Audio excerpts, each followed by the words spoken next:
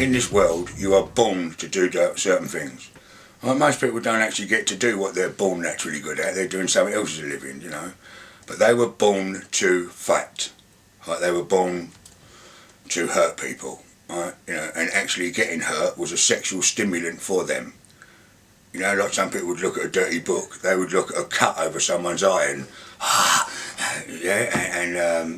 I mean, of course, there's the three famous fights of Roy Shaw and Lenny Mclean. Now, they're how memorable do you need to be? You know, if you've ever watched them, I think that the one where Lenny's giving it to Roy, I think the actual amount of fully loaded right-handers he threw into his face is something like 34 shots, like bang, bang, bang. 34 shots off Lenny Mclean. I had one, and retired me from boxing, right? Roy Shaw stood there and had 35 of them in the face before he went down. That's a raving lunatic, it's a nutcase. You know what I mean? Lenny Mclean could knock a house down if he kept punching it 30 odd times. And Roy Shaw won the first fight. Lenny Mclean won the next two. And of course it was illegal then, because people that were going to it, if you injured somebody else, or you put somebody else into a coma, or you killed someone, you got done for murder. Right? The fact that people paid to watch you go and do it actually played against you. It didn't help in court, oh, it was a boxing match. It is illegal. Or it's an illegal venue, you're not allowed to be taking money there, you're not allowed to be selling drink there. The Roy Shaw and Lenny Mclean fights actually brought the whole of unlicensed boxing into the public eye. Right? They were individual stars anyway, in the criminal fraternity. Right? They were, you know, for their own individual reasons, you know, they were stars anyway. So for them two to actually end up having combat with each other, that was, you know, as entertaining as Rooney and Beckham having a one against one. You know, it was something to watch, and they all had their own following.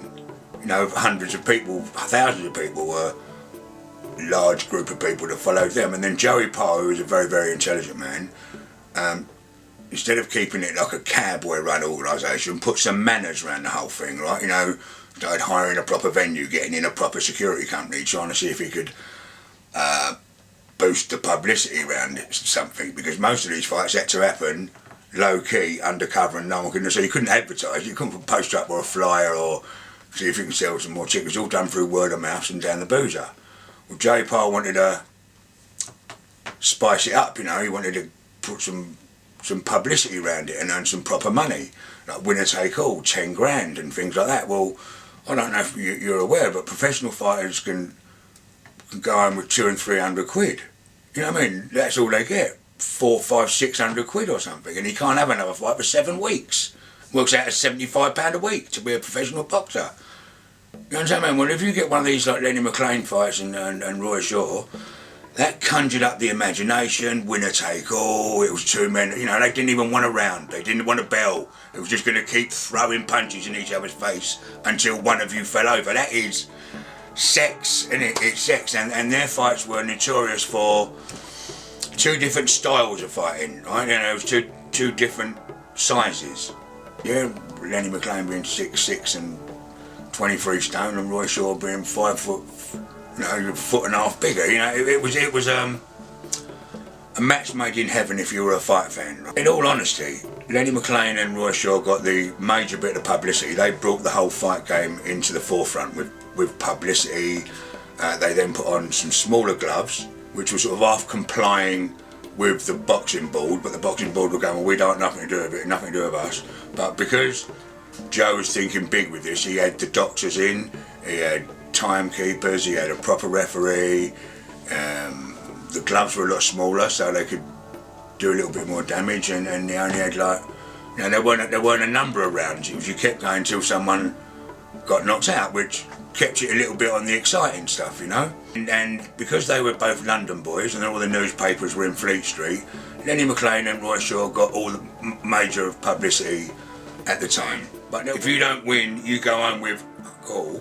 Right? Well, nowadays you're getting 2.5 million, win, lose or draw. So halfway through the third round, you go, oh, I broke my toe. I'm like, fucking shut up! I broke my toe. You know what I mean? Right?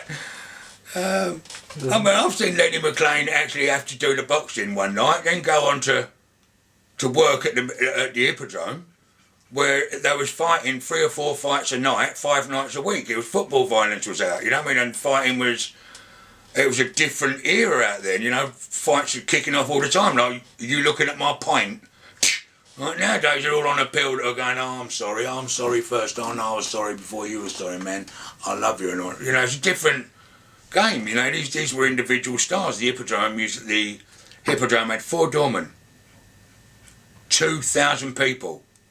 So there was 2 doormen outside on the front, 1 doorman inside upstairs with his 1,000, and 1 doorman inside downstairs with his 1,000. No fucking walkie-talkies, no cinema, no CCTV camera. Trouble at fire exit number 3 needs some assistance. There's none of that bollocks. If you fucking was in trouble, you went, help me! And hoped that in your little flurry of trying to beat up 35 ICF blokes that had their knives out on the counter chopping up Charlie while the barman was trying to pour a drink out, and you got to go over and tell all 35 of them get out. Well, it weren't happening, was it? You know, so friendships were made and associations formed with people that you were tight. He saved your life and that. But Lenny Mclean had the boxing, man. Knocked the geezer out, had to go to work, had 5 fights on the at the Hippodrome, and then go out for the booze, and then on Sunday morning have another fight that someone's got to argue. $3 grand, I'd drive down and pay you for $3 grand. If you're sparring in the Thomas of Beckett, I'll come and have a little thing with you.